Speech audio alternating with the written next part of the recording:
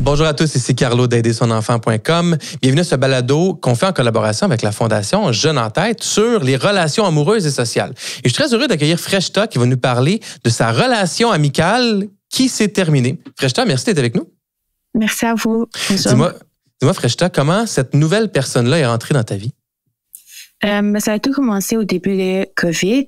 J'étais en secondaire 3, puis j'ai réalisé que dans ma vie, il manquait de personnes. Je parlais pas beaucoup de monde, puis j'allais pas dehors. Fait que j'ai commencé à parler à une personne dans ma classe. Mm-hmm. C'était une fille de mon âge, elle avait l'air fun, gentille et tout.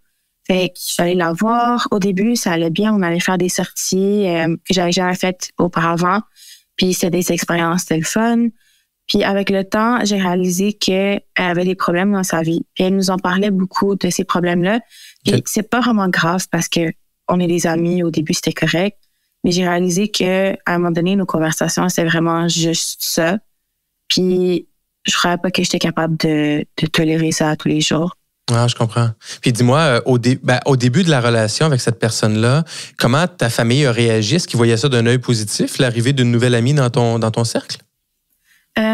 Parfois, elle venait chez nous, puis mes parents, ils voulaient pas vraiment dire quelque chose, mais ça paraissait dans leur regard que ils savaient pas que c'était une très bonne personne pour ma vie, puis qu'elle avait pas vraiment des bons impacts. Mm-hmm. Fait que je les écoutais pas vraiment. J'étais juste genre, non, c'est mon ami, c'est pas grave, c'est la seule amie que j'ai en ce moment, je peux pas vraiment rien faire avec ça. Puis ils étaient d'accord avec, mais ça paraissait que c'était un peu... Est-ce qu'ils l'ont verbalisé clairement? Est-ce qu'ils t'ont dit, on trouve pas que c'est... Ou c'est juste que tu le ressentais dans leurs paroles ou dans leurs questions? Je le ressentais vraiment. OK. Puis, quels ont été les impacts sur ta vie ou sur ton bien-être, ta relation avec cette personne-là? Disons que à cause que tout ce qui se passait dans sa vie, puis c'était vraiment négatif, puis j'étais avec elle la plupart du temps, tous les jours, ces problèmes négatifs-là, ils venaient aussi dans ma vie.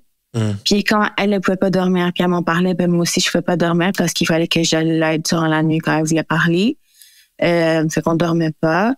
Sinon, à l'école, tu sais, mes notes, tout ça, vraiment, c'est comme un genre de trou noir où que genre, tu rentres à l'intérieur, tu ne peux pas sortir de là. C'est vraiment, tu essaies d'aider la personne, elle a besoin de toi, ton monde est fini. Genre, tu fais juste vraiment passer à cette personne-là, puis c'est tout.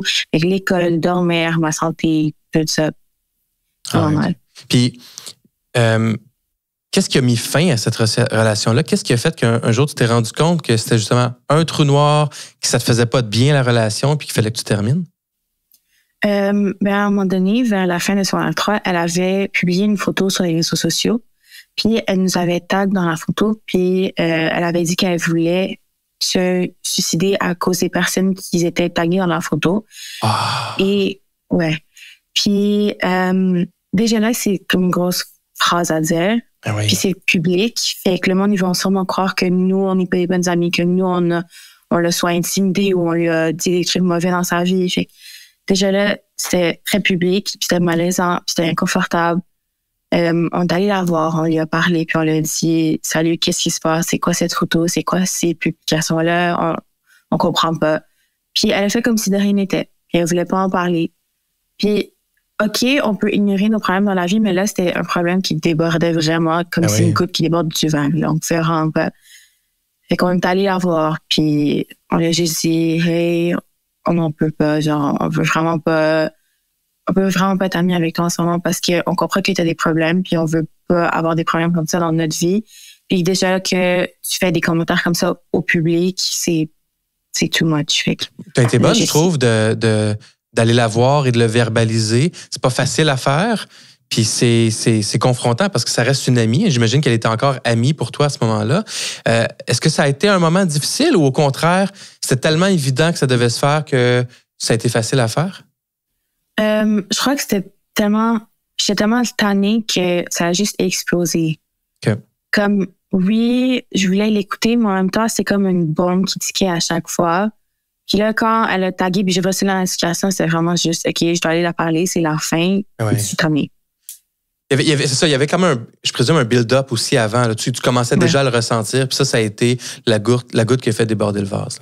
Dis-moi, Freshta, qu'est-ce que tu as appris de cette expérience-là difficile dans ta relation avec cette personne-là? Tu en ressors avec quels outils supplémentaires? Je réalise que quand tu es dans un groupe d'amis ou quand tu es avec quelqu'un, puis ils te font faire des trucs que tu n'as jamais fait dans ta vie, puis ça te rend inconfortable, puis deep down, tu as envie de dire non, mais tu vas le faire juste parce que c'est ton ami, c'est probablement pas un bon environnement pour toi. Parce que oui, ça te fait des expériences, mais c'est pas la bonne façon de faire des expériences. Parce que si tu dois le faire à ton propre rythme, tu dois le faire quand toi tu veux, pas quand quelqu'un te pousse à le faire, ou quand quelqu'un te dit non, écoute, moi je suis ton ami, je te le fais pour ton bien. Ça veut pas nécessairement dire que c'est pour ton bien. C'est vraiment la voix que dans ta tête, écoute-le. Parce que c'est vraiment le mieux pour toi. C'est ça. Je comprends que, je vais le dire dans mes mots, dis-moi si j'ai bien compris, c'est qu'il faut se sentir respecté, même quand on n'est pas d'accord avec l'autre, puis qu'on dit non, j'ai pas le goût de le faire. L'autre personne, ça nous respecte là-dedans. Il y a des chances que ce soit une relation saine, mais si elle ne nous respecte pas, c'est là que c'est peut-être un signe qu'il y a un enjeu dans la relation. Est-ce que j'ai bien interprété? Oui, puis c'est aussi quand une relation, il va pas des deux bords. En tant que moi, j'étais vraiment là pour elle, puis je l'écoutais, puis je lui donnais des conseils, puis je lui donnais des solutions à ses problèmes. Puis est-ce qu'elle m'écoutait vraiment avec mes problèmes? Pas vraiment. Puis c'était vraiment comme durant le COVID. Fait que je me dis que tout le monde allait à travers beaucoup de choses. Et moi aussi, je voulais me faire écouter. Puis malheureusement, elle ne pouvait pas faire ça pour moi. Puis je comprends. C'est ça. Dis-moi, en conclusion, comment est-ce que tu aurais aimé... Tu sais, là, tu es 2 ans plus tard, là, mais si tu avais un conseil à donner à tes parents, qu'est-ce que tu leur dirais pour mieux t'accompagner dans cette phase-là de ta vie? D'abord, j'aimerais dire que je voulais vraiment pas qu'il s'en mêle. Je voulais vraiment pas qu'il aille la voir sans mon consentement, qu'il aille la voir puis dire « Hey, je fais pas ça », ou qu'il aille voir ses parents. C'est vraiment pas quelque chose que je voulais qu'il fasse. Le plus que j'aimerais, c'est qu'ils viennent me voir puis ils me disent leur opinion puis qu'est-ce que eux ils voulaient pour moi, comme ils disaient « Hey, je vois que dans votre relation, c'est plus elle qui te parle et non, genre, c'est pas très réciproque. » Puis j'aurais aimé qu'ils me disent « Si tu as besoin d'aide, toi, demande-moi-le, puis moi, je vais le faire, qu'est-ce que j'ai à faire, sans vraiment qu'il y aille, sans mon consentement. Je comprends. J'ai aimé ça que mes parents soient là, mais qu'ils ne font pas action sans mon consentement, puis qu'ils n'y aillent pas sans que je lui dise, OK, go, vous pouvez aller lui voir, ou go, vous pouvez aller lui parler, parce que je veux qu'il soit disponible, mais vraiment je veux que je sois indépendante dans la situation. Si j'ai besoin d'aide, je vais en demander, puis c'est tout. Je comprends. Donc, tu veux qu'il soit présent, mais tu veux pas qu'il soit intrusif dans la relation, même dans les commentaires à ton égard, j'imagine. Oui, vraiment. Freshta, merci énormément. Ton témoignage nous aide vraiment à comprendre comment tu l'as vécu, puis surtout aussi comment les parents peuvent mieux accompagner leurs jeunes. Puis d'ailleurs, dans le prochain bloc, on va aborder c'est quoi une relation d'amitié qui est bienveillante? Quelles sont ces composantes-là? Je te remercie encore, Freshta. Merci.